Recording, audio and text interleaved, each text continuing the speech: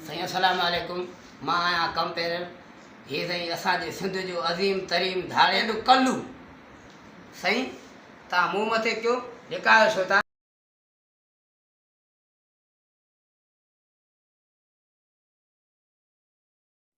हुकूमत ॾेढ रुपयो इनाम रखी छॾियो। हे छा खणी आया हो साईं भला हीअ साईं धाड़ेल कल्लू हीअ ॾेखारियो हे छा हिनखे चइबो आहे दाल, ग़रीबनि जी दाल। वाह सही सम्झी?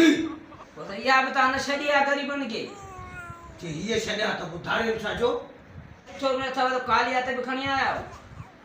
ये साईं तोखे ख़बर नाहे माप जो सिर बचा लड़ाईअ में पुराणे टाइम में तरारनि जी लड़ाई हूंदी इहे सम्झ ढाल आहे माना तरी खणी आया हा पोइ भला तव्हांखे मालिक लचियूं नथी वणे तिकड़ी वणंदा आहिनि मां हथ हीअ ॾींदुसि साईं भला पोइ हीअ ॾिसो हे देगिड़े में छा खणी आया हथ कढ तोखे मां पाण थो करायां न। सही खारायो खारायो साईं बस सिर्फ टेस्ट यको नथो खाई सघे। ये सही तरह खोड़न खोड़ अथई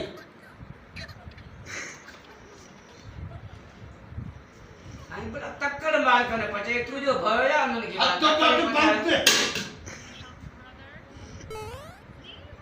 साईं मां भी भूखा थिया मां भी खाईंदुमि छो तूं खाईंदे खामोश कल्लू धाड़े लखा तूं पहिरीं तरी वठण आयो आहे जे मां कहिड़ी तकलीफ़ सां चोरी करे ईंदो आहे। ये साईं हे ये त खाधी कोन सॼी ईअं खणी आया आहियो। सालन आहे साईं हे वॾो सालन आहे साईं। साईं दे तकलीफ़ मूंखे बि त खारायो न बट महिमान आहे इज़त तो कयां न त 1.5 रुपयो मूं ते इनाम रखियल आहे। कुत्ता बुख जे मरिया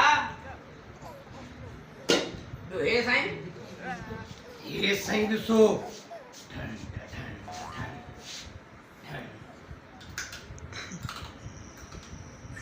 सफ़ा बुख ते या सुकी मानी चबींदा आहियूं कुत्तनि जो खाधो रे कुत्तनि जो खाधो। जॾहिं वॾी ॻाल्हि त कल्लू दादा जेॾी महिल खट में टपंदो आहे न त कुत्ता बुख ते हरूड़ो कंदा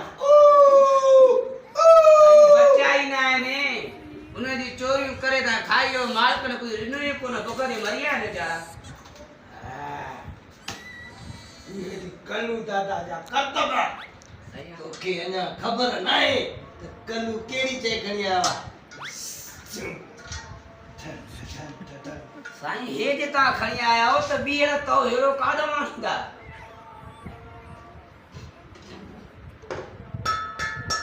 सच्चे लोह जो ठहियल आहे वॼाए खणी आयो आहे जानवर जे घरऊं उते ई कोन पियो। पोइ साईं हे तव्हां मार्केट में मोटा ॾींदो जे तव्हां कॾहिं बि न इहो तव्हां न ॾींदो तो त ठुप न आहे ॼणू बाक़ी हाणे तूं हीअ जेका चोरी आहे असांखे त तव्हांजे चोरीअ ते खिल थी वठे।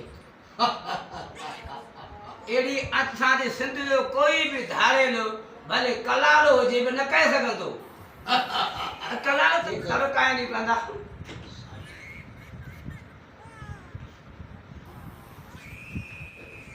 ॾहे ॿारहें जी कंदुमि सही गर्मी ॾींहुं में ॾहे ॿारहें तो था कर तव्हांखे धाड़े न छा चवणो